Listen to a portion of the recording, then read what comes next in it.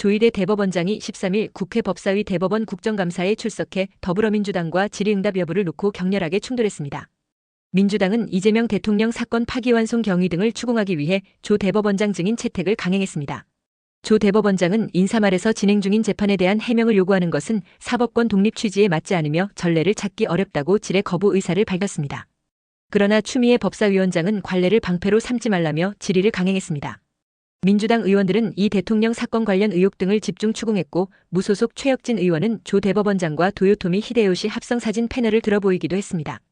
조 대법원장은 시종일관 묵묵부답으로 일관했으며 국민의힘은 헌정사상 전대미문인 기괴한 국감이라며 고성을 쏟아냈습니다.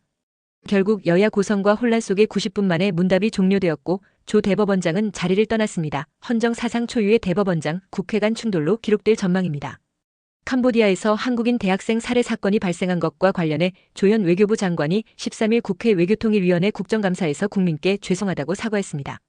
외교부의 미흡한 대처에 대한 여야 의원들의 질타가 집중되었습니다. 더불어민주당 윤우덕 의원은 캄보디아에 납치 감금된 국민이 수백 명에 달한다며 현지에 대사도 없고 외교부 장관은 뭐하고 있느냐고 질타했습니다. 국민의힘 김기현 의원 역시 석 달째 공석인 주 캄보디아 대사 문제와 관련해 직무유기라고 강하게 비판했습니다. 이에 조 장관은 안타까운 사건에 대해 국민께 매우 죄송스럽게 생각한다고 사과하며 캄보디아 정부와 협의해 특단의 대책을 시행하고 귀국 인원들을 비행기로 데려오는 방안을 추진 중이라고 밝혔습니다. 주 캄보디아 대사는 머지않아 임명될 것이라고 덧붙였습니다.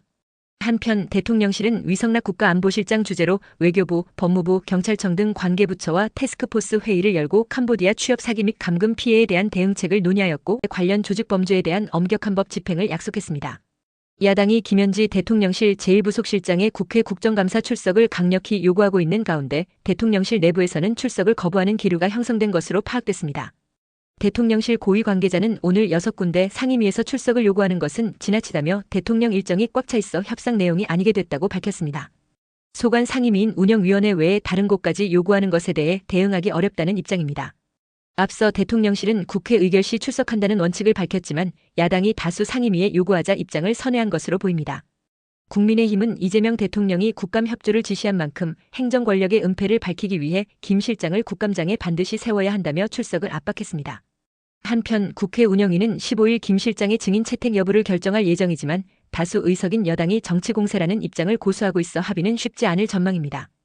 이와 별도로 여야 원내지도부는 오는 26일 본회의를 열고 민생법안 70건을 처리하기로 합의했습니다.